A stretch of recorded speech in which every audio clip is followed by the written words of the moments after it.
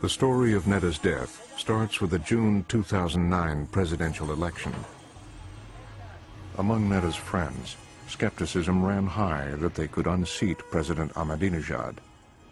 But then came the country's first ever televised debates. Over the course of the night, the president was put on the defensive. He says, "Why do you call me a dictator?" Well, I did not say you are a dictator, but your method definitely leads to dictatorship. Opposition leader Mir Hossein Mousavi gained massive support, and those who wanted change felt new hope. Among them, Neda's friend, Dilbar Tabakoli. I always thought boycotting the election was like saying no. This time I had a different feeling. I was encouraging everybody to vote, either for Karoubi or Mousavi. It didn't matter. Neda wasn't a Mousavi supporter. It was a voice of protest, not in support of a particular candidate, but everyone's voice of protest.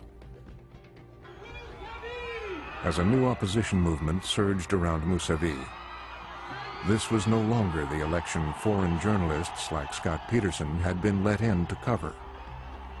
Tens of thousands of people on the streets for their candidate, and for both candidates. In fact, it was an extraordinary build-up to the election.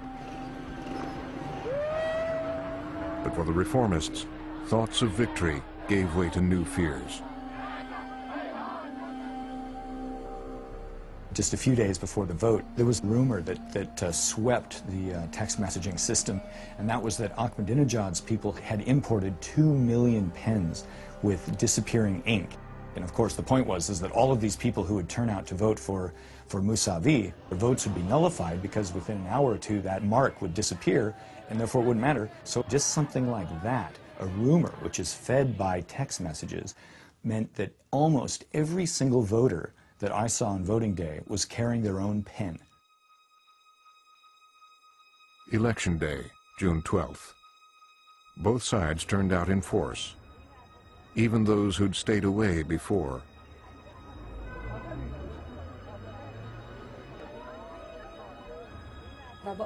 I took my ID card with full enthusiasm and went and voted. By the evening, when I found out one of my friends hadn't voted, I took her to the ballot box myself and made her vote. But government interference at the polls discouraged opposition voters. Neda's sister told us Neda was among them. Neda went to a couple of polling stations and was told that neither Mousavi or Karoubi's representative were present. She tried to vote, but wasn't able to.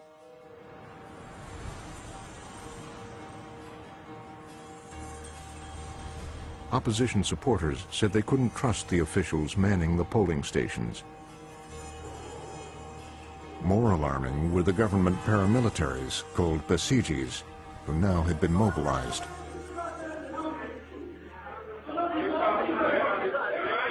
Late afternoon of election day, the Basiji militia struck, entering Mousavi headquarters.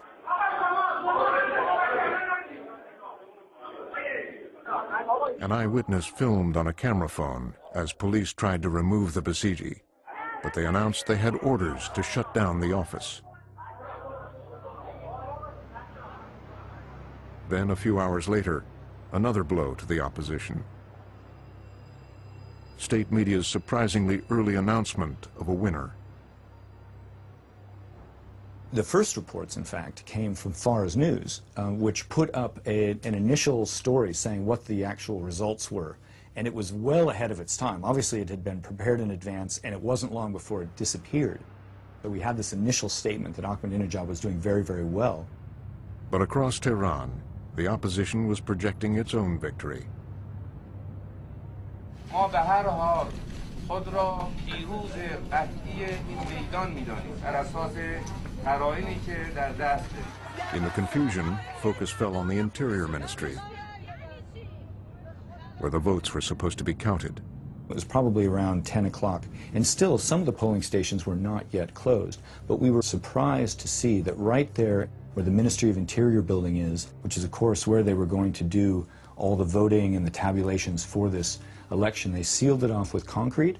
There were 3 layers of police cars that were also lined up, and then riot police had been marshaled behind that. What went on inside the Interior Ministry that night, and whether the votes were fully counted, remains unclear. But outside, for supporters of President Ahmadinejad, the election seemed to be over.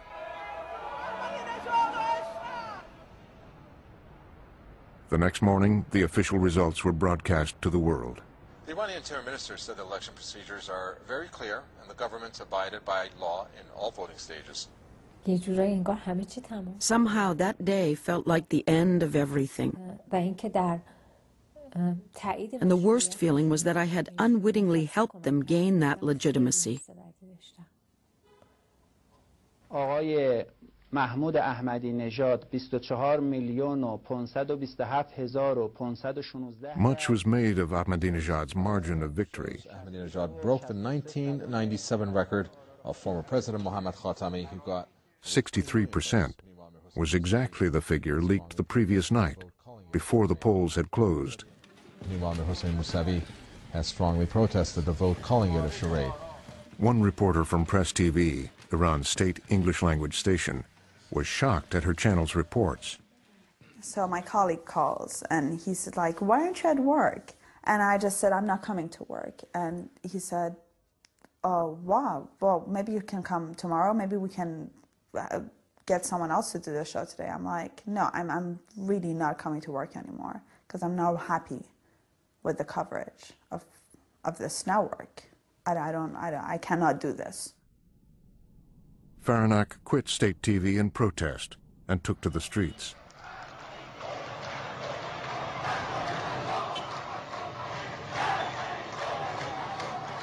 The crowd was getting bigger and bigger. People from the shops, they just shut down their stores, joined the crowd. And there were people on the buildings going like this behind the windows and stuff, and they would come down, and they were like all these old ladies who were crying. They were like, yeah, go, go, girl. And then all of a sudden, this caravan of motorbikes just got into the crowd and started beating people.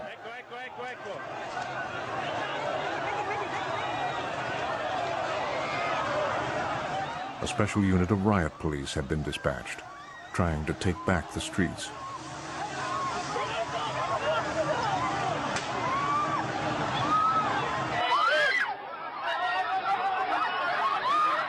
Protesters now tried to film everything on their camera phones.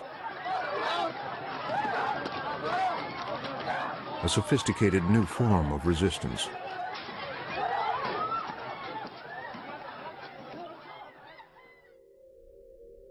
Neda's sister tells us Neda was part of the protest. Neda went to every single demo, all of them. It was during one of those protests that a woman in black chador came up to her and said, "My girl, why don't you dress a little bit more conservatively for these demos? Because I know these animals. They have real psychological issues and usually go after the beautiful ones. And you are a really pretty girl."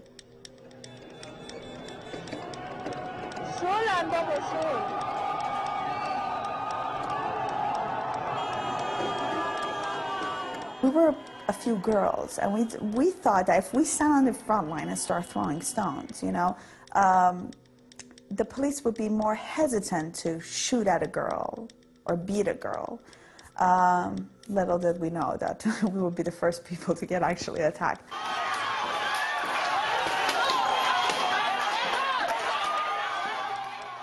All of a sudden, I just felt something in my knee. It was so painful that I just blacked out. I passed out.